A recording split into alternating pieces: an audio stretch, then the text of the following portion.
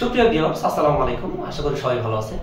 আজকের ভিডিওতে আমরা দেখাবো আপনি আপনার নামে বা আপনার প্রতিবেশীর নামে বা আপনার বাবার নামে বা আত্মীয় স্বজনের নামে আপনি কার নামে দেখতে চাচ্ছেন, কি পরিমাণ জমি আছে।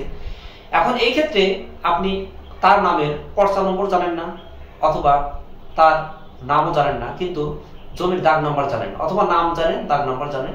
ঠিক আপনি দাগ নম্বর দিয়ে কিভাবে দেখবেন কত নম্বর খতিয়ানে আপনার জমি আছে বা খতিয়ান নাম্বার কত, এই দাগ নম্বর দিয়ে আপনি খতিয়ান নাম্বার যেভাবে বের করবেন। চলে যাই আমরা এই কাজটা কিন্তু মোবাইল দিয়েও করতে পারবো, আবার আমরা আমাদের কম্পিউটার দিয়েও করতে পারবো। মোবাইল দিয়েও যেভাবে, কম্পিউটার দিয়ে একইভাবে। আমরা মোবাইল থেকে যদি করি সেই ক্ষেত্রে গুগল সার্চ বারে চলে যাব। আমরা এখানে টাইপ করব ল্যান্ড গভ বিডি।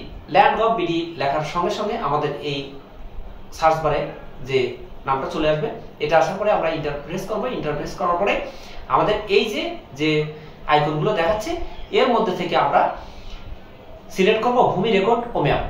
এই ভূমি রেকর্ড এবং ম্যাপ এটার উপরে যখনই আমরা ক্লিক করব, ক্লিক করার সঙ্গে সঙ্গে আমাদের কিন্তু এই ইন্টারফেসটা চলে আসবে। এখানে আমাদের দেখাচ্ছে সার্ভে খতিয়ান, নামজারি খতিয়ান, মৌজা ম্যাপ, আবেদনের অবস্থা।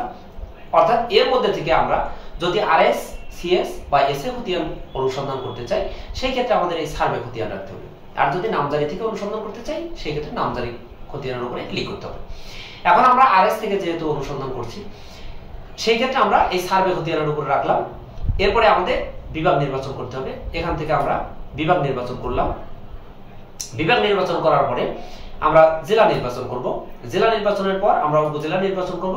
উপজেলা নির্বাচন করার পর আমাদের খতিয়ানের ধরন সিএস, আরএস বা এসএ কোনটা আমরা অনুসন্ধান করব সেটার উপরে ক্লিক করব। আমরা আরএস এর উপর ক্লিক করলাম। এরপরে মৌজা সিলেক্ট করতে হবে। আমি মৌজাটা সিলেক্ট করে দিলাম। মৌজা সিলেক্ট করার পর এখানে আমরা খতিয়ান নম্বর জানি না।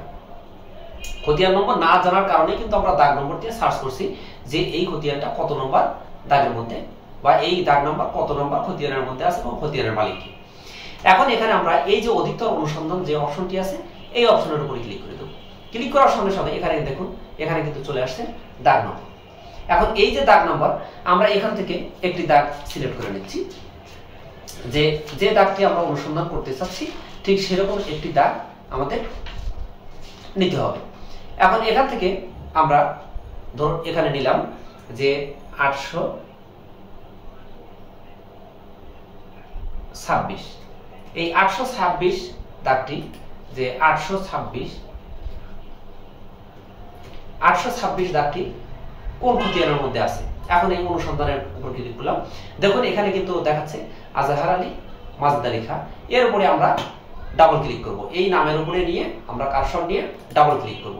ডাবল ক্লিক করার সঙ্গে সঙ্গে দেখুন এখানে কিন্তু চলে আসছে যে 3.93 একর জমি আছে। এটা হলো মালিকের নাম এবং দাগ নম্বর। এই দাগ নম্বর কিন্তু এর মধ্যে দেওয়া আছে। আপনি এভাবে আপনি দাগ নম্বর দিয়েও কিন্তু খতিয়ান নম্বর এবং আপনার কত নম্বর খতিয়ান সেটা কিন্তু আপনি বের করতে পারবেন। সুপ্রিয় দর্শক বন্ধু, এই ছিল এখনকার মতো। নেক্সট আপডেট দেখার নিমন্ত্রণ জানিয়ে বিদায় নিচ্ছি। সবাই ভালো থাকুন, সুস্থ থাকুন। আল্লাহ হাফেজ।